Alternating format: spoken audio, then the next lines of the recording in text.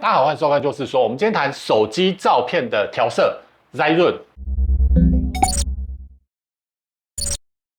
好，有很多时候呢，我们常常会需要，可能人在外面拍了不错的风景，可是呢，我们却发现，这风景没有办法传达出我想要表达的一个感觉。这时候，你缺的是一点点的调色。我要让我的天空更蓝，我要让我的草地更绿。你需要的就是一个调色的部分。好，有时候我们常常在外面，可能去户外啦，或是去什么地方玩，玩完之后回到饭店，我想要 po 照片打卡，可是呢，我们却发现照片好像没有办法表达出我们要的这种情绪、感情、故事。那这时候我们就需要干嘛？比方说，我可能去某美术馆拍了一些僵尸的恐怖照片，可是一拍出来，一 po 出来，却发现这个颜色没有办法呈现出他想要呈现的一个故事感。那我们怎么做？好，我们用 Lightroom 来帮我们调整手机里面的照片，来做一个调色的动作。借由这样的一个方式，我们就可以把我们想要塑造的感情、故事、主题，把它凸显出来。所以今天要介绍的这款软体，就是非常推荐的一个软体Lightroom。好，来，首先我们先到商店，好，直接下载 Lightroom 的部分。那我直接在搜寻的页面上打上 Lightroom， 然后做一个下载的动作。那已经下载完了，所以我直接做一个开启。好，那进来之后呢，我们出现的页面，一开始的页面是这个样子的。那左上角这里可以设定你账号相关的一些资讯内容。右边有星星的符号，蓝色的符号的部分呢，这是属于付费的相关的一些内容。好，那上面这里是我们的整体的图库，有关于照片啊或相关的一些资讯，好，在上面这里。下面这里我们可以另外设定我们自己所需要的一个相簿或资料夹，我们都可以自己建立。比方说我出游的，比方说我可能工作的，我可以做一个分类。好，然后公用的部分，你有开通相关的一些功能，我们才会去用到公用的部分。那在右边这里有个学习，在学习里面呢，有很多相关的教程，好，你可以从里面直接学习说如何去做一个调色，针对不同的情境、照片、风景，好，我们可以按照我们的需求去做一个调节。那下面的类别它也帮你分类了，包含像全部整体的一个分类，或是适合初学者的中等程度，好，等等，它有各式各样的一个内容喜好，你都可以去做一个这个了解。那如果不清楚，我们可以从右下角探索，寻求你要的，比方说风景，这样就会有一些风景相关的一些教程调色的部分。在这里，我们如何导入我们所要调整的照片？点右下角，这里有两个。好，右下角这里有两个，一个是左边这一个，我直接从我的资料夹里面读取照片，这是一种。然后右边的部分是我直接现场直接做拍照的动作。好，那我们现在直接读取我的资料夹。那这里可以选择时间，也可以选择装置的资料夹。时间的话，它就会把我最后面拍的这些照片，直接列出来。那这里有时候比较麻烦的是，装置资料夹，有时候你那个照片可能存在你的装置资料夹的某个地方，那你就要花个时间去寻找一下它到底存在哪一份档案里面，这里就要去做一个调整。然后 Lightroom 它只能修照片，影片就不是在这边修。影片的话，我会建议你可以去看一下我的那个剪映的调色的部分。那我这样子点完之后呢，它就进入了所有照片这里。那我点所有照片，点选刚才的那一张照片。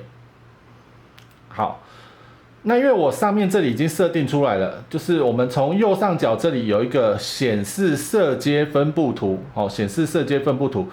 这个图一般我会把它打开，因为这样子的话，我就可以很清楚看到我整体的画面的色阶，而这也是我们调色非常重要的一个工具哦。如果没有这个工具，你会不好去看这个画面整体的一个颜色跟变化，所以一般色阶分布图我会把它做一个开启的动作。这个色阶分布图的部分呢，我们从左边跟右边两个方向，左边代表的是我在画面里面，我这张照片里面暗部的位置，右边代表的是我画面里面亮部的位置。所以你可以看到我这一张照片整体右边亮部的部分红、绿、蓝，好，三种颜色比较高的部分集中在右手边，好，这个是色阶分布图的部分。然后中间的区块呢，蓝色比较少，有一部分是红色比较多，绿色比较多。好，那这个是我们整体的画面，整体的一个编排。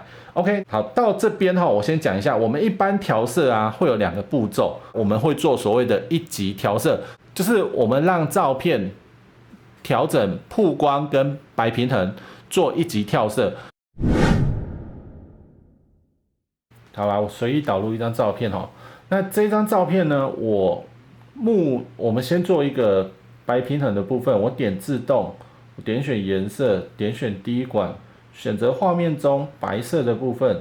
那目前现在的画面，它就直接帮我们做这个白平衡校正的一个部分。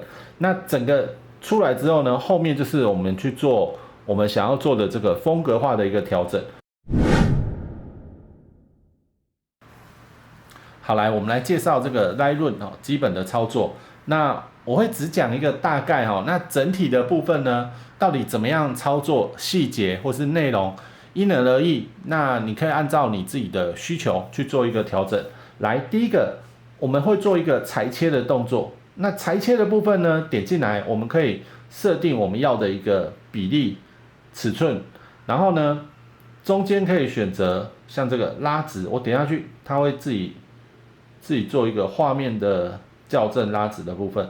我可以旋转，我可以水平的翻转，我可以垂直的翻转。好，当我们确定完之后，我们直接打勾；当我们不要，我们就直接回复上一步。好，那我们确定我们打勾。好，那这是裁切的部分。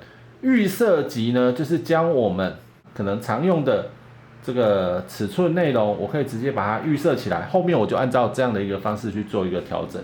好，来这边有一个自动会它会自己判断，好，到底你的画面怎么样调整会比较 OK， 但有时候不见得是你要的那种感觉哦。那好，来，然后光线这里呢调整的相对就是整体的光影的变化，所以我从下面这里我可以调整它整体的曝光，曝光的部分整体的一个表现，然后对比度我可以拉高或拉低，一般我们看需求。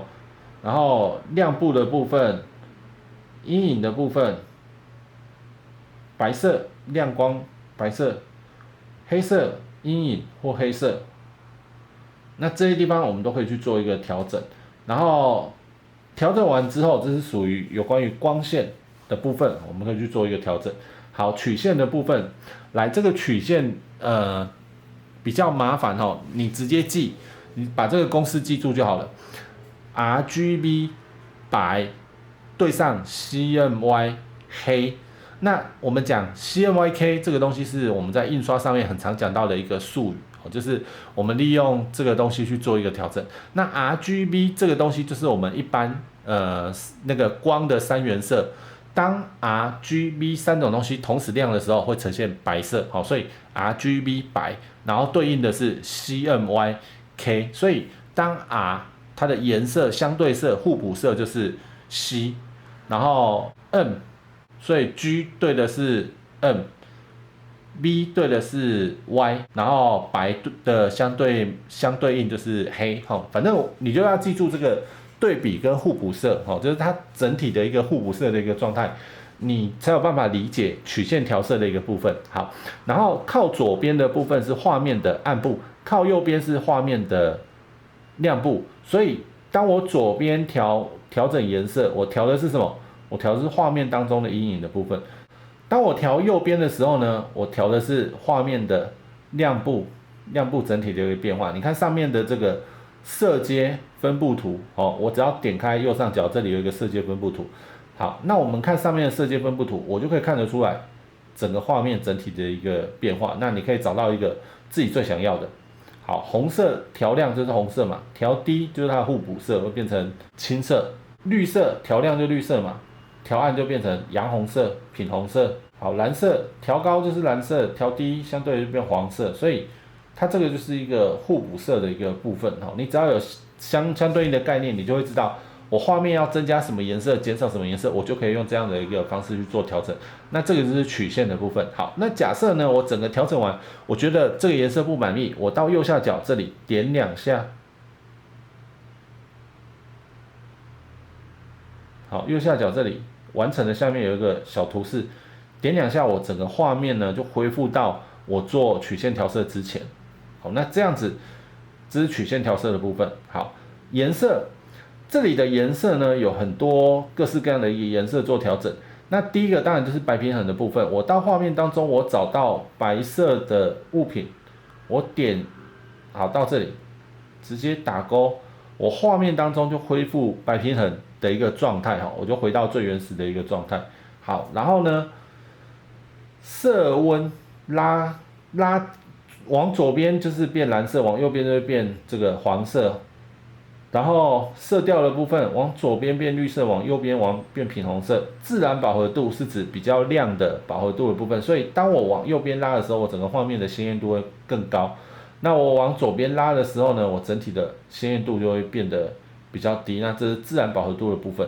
那饱和度也是一样的哈，饱和度是整体，我可以往右边拉，整个画面就变得饱和度比较高；往左边拉，饱和度变低。那饱和度越高，你的画面的颜色会变得更加的鲜艳。好，那饱和度较低，颜色自然没有那么的鲜艳，相对的也比较不会那么刺眼。所以这个看个人的一个需求。好，然后上面的分级调色，分级调色指的就是色轮调色，它可以从整个画面里面的暗部、阴影的部分，然后整个画面的中间调，还有右边的亮部，好，你可以去做一个调整。那以这张来讲，我调的是所谓的青橙色调。青橙色调就是阴影的部分是在青色，然后亮部的部分是在靠橙色，这样子我就变成是一个青橙色调，很常见的一个色调的颜色。好，那这个是分级，好，它这边是写颜色分级，那我们是讲色轮调色这样的一个方式。好，右手边有一个混合的这个颜色调色。我们也称 HSL 调色的一个方式哦。那它主要的调色的方式是针对像红橙黄绿蓝靛紫，好，那这也是8种啦，就是大概是这样的一个方式。那这8种颜色呢，你可以针对某一个颜色拉高，其他颜色拉低，哦，借由这样的一个方式，很快的可以调出凸显某一种颜色而降低其他颜色，哦，这样的一个做法。好，那这个是混合的，哦，这种。HSL 的一个调色的模式。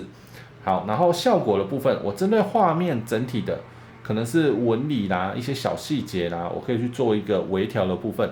那以纹理来讲，我要增加纹理是什么？纹理就是假设我今天拍一张拍一片叶子，叶子上面会有叶脉，那我希望叶脉能够变清楚一点，我就往右边偏。我希望叶脉不要那么清楚，我就往左边偏。所以呢，这个会产生一个情况，有的人他想要修饰。搞不好是脸部的一些纹路的部分，那我就是往左边，我减少纹理嘛。好，所以这也是一种调整的方式，就是纹理是这样的一个调法。好，来，那清晰度，我要让一些小细节的地方能够更加的清楚，那我就会拉高我的清晰度。来，去朦胧，我画面当中呢，如果有那个很大片雾的一个情况，我就会选择用去朦胧，把这个雾有一点看起来有点雾的那种感觉把它去掉。比方说像后面我觉得有一点白白雾雾的，我想要做一个去朦胧的动作，我就把它拉高，这样我后面整体就没有像刚才那种雾雾的感觉。然后我们再回来，有没有？它后面画面后面感觉有一些雾雾的感觉，因为那个左边的这个灯的关系。那我往右边调之后，我整体好像感觉比较看得到后面了。那这是去朦胧的部分。好，晕晕。你看当我这样子调的时候，你就可以看得出来。当我往右边调，整个画面边边会变白光。好，整个变白光。往左边调的时候，有没有中心？会比较明显。好，那我以这一张为主我们来调中点的部分。我要不要？我可以靠这个中点的部分放大或缩小。然后呢，我也可以靠这个羽化来做一个过渡。我要不要让这个过渡变得比较明显？好，这样就可以看得出来过渡会不会过于明显。好，然后圆度我可以让它变成正圆或椭圆，这是圆度的部分。好，亮部跟颗粒，看个人。颗粒当然就是我在画面当中增加一些颗粒感。好，来粗糙度一样，我在画面当中我要不要增加一些粗糙的感觉？好，来细节的部分呢，它主要是增加一些锐利化，就让画面的一些过渡的边缘，假设是线条跟线条的过渡的那个交界的地方，我让它的线条的锐利度变高，那我就会调整锐利化。然后半径，好，我们可以去做一个调整。细节、遮色片，杂色减少。我在过渡的过程当中，我想要让那个颜色的这个杂色，一些杂质啊、毛边啊能够减少，那我就会增加杂色减少的部分。好，然后细节我要它的表现高或低，我就可以去做一个处理。好，对比，看你要让你的画面整体要不要去做一个对比的动作。好，颜色杂色减少，这里可以再做一个增加。好，如果我颜色杂色的减少是加比较高的，那我的细节的部分要不要去增加？还有画面的这个颜色杂色减少的这个平滑度，好，就是有点像羽化这样的一个感觉，它的平滑度要不要拉高？还是我不用拉高，我直接让它杂色就有一个断点，好，所以这个也是一个调整的部分。好，光学。针对整体的画面当中，我可以直接点选移除色差，这样就会是再强调一次那个色差模糊的一个部分，去做一个处理。好，来启动镜头矫正，这个一般是我们用在手机版应该比较难，因为手机版因为它这个镜头矫正，应该这样讲。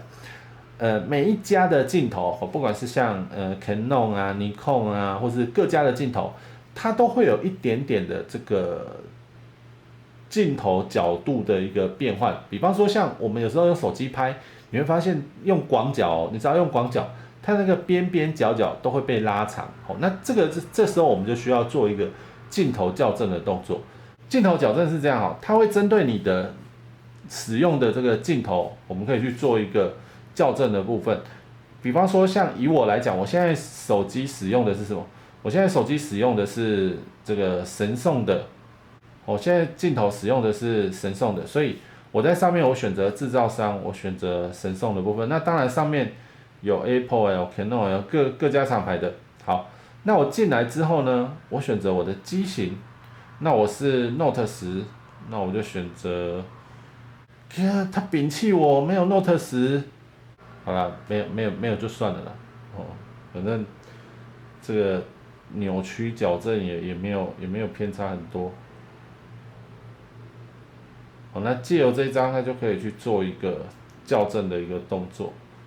描述档，针对这样子的一个调色，我可以把它做一个记录，那我就可以管理描述档，甚至于汇入描述档这样的一个方式去做一个记录。OK， 好。那这样子整个输出整个设定完之后，我从右上角点分享的这个符号，你可以分享到某一个平台，你也可以选择储存到你的手机你的装置里面。